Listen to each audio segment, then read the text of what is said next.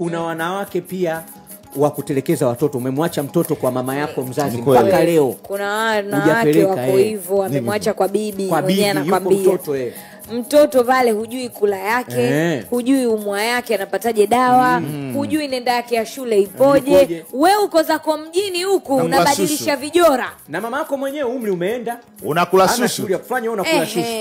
Unabadilisha kwenye mashughuli, unatunza. Mungu akutunza wewe. Lakini mtoto wako nyumbani hujui ulivyomwacha kwa mama yako anaendeleaje.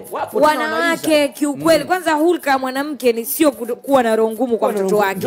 Wanawake wa zamani alikuwa anapigwa, haondoki kwenye nyumba, anabaki kwa sababu ya watoto wake. Sasa hivi iko wapi? Kama akiondoka anaondoka na watoto zake. Hivyo tuanze kuwatembelea wakina mama huko majumbani, wameachiwa na mabinti zao wengi, tena mabinti vilio ni vingi sana. Hadija, kazi yako na vilio vya kususua watoto ni vingi sana kwa mabinti wetu hawa, wa dada zetu hawa, yani wengi sana. Wewe Hadija sasa unajiweka TikTok pale, unafutulisha watu na miftari mingi nyumbani kwako. Kumbe nyumbani kule umeacha mtoto pamoja na mama yako hawana iftari.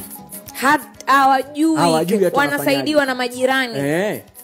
Yaani misaada yao wanapata kwa majirani. Tunapoamua kutaka kuitwa mababa basi na mamama basi tujiandae kabla kuingia katika hilo neno, katika hilo jina, hilo jukumu.